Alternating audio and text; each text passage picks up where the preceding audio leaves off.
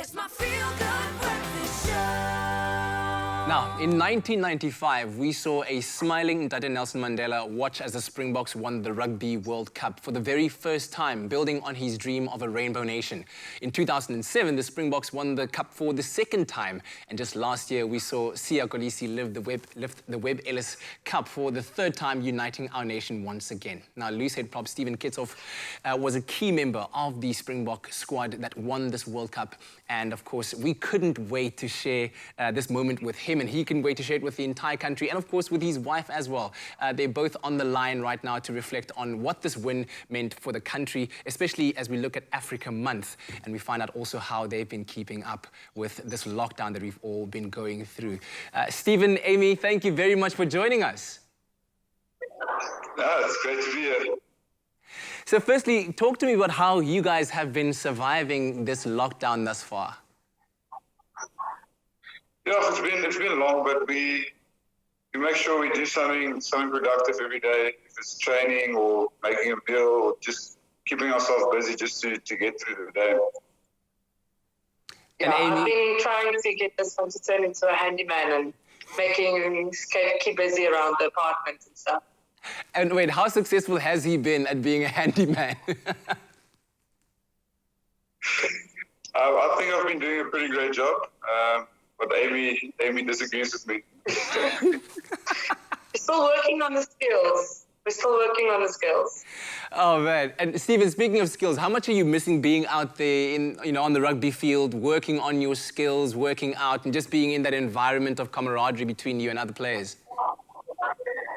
No, really a lot. Like it's difficult at home. You're limited to certain things, and we luckily now we can go twice a week. We can go into the HPC on our own and just work with the physios and stuff. So it was amazing the first time just running on a field with some rugby boots on and actually being in a proper gym and doing some work. And I really enjoyed it, and it's great to have that.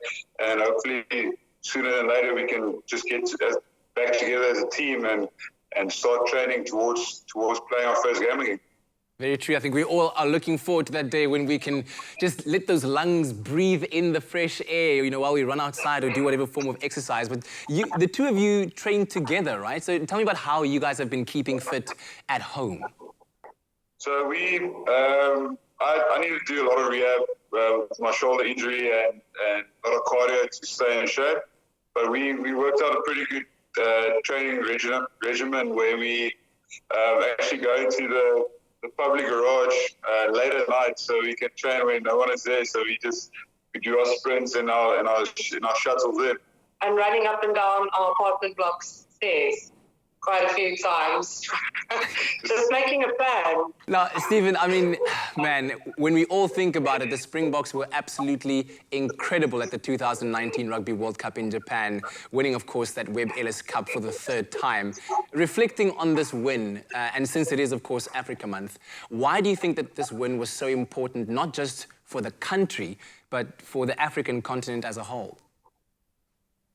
No, I think for winning the World Cup was a great blessing, and for the whole country, it was something we worked towards as a team for 2 years, and just winning that thing and just uniting the nation. And everyone always speaks about it, but I feel like it truly happened where people started becoming almost like family, like especially during the World Cup and afterwards, where people started loving each other and a lot of respect towards the team. And so it was an incredible experience to witness that in South Africa, and especially I think it rippled effect through the whole continent. So I think the 2019 World Cup, that victory ignited something back in South Africa for like a little bit of passion, a little bit of hope, where we can take that forward and hopefully get this country to be striving for something great. Aimee, I've got to ask you this, because when I think back to my own memory, I was so emotional watching the boys lifting the trophy, and you were actually there to witness it in living colour, and there on that grand stage, your man lifting the Webb Ellis trophy. What was that moment like for you? No, that moment is absolutely indescribable. Just seeing how far they've come in those 2 years after not really seeing them for quite a few months, preparing for the World Cup, seeing how close they've gotten and how we only joined later to see how close they've gotten and the bond and how they worked for each other. I think that was an incredible experience. And experiencing with all the girls that also sacrificed so much, and everybody sacrificing so much to be there in that moment. It's absolutely undescribable. Yeah.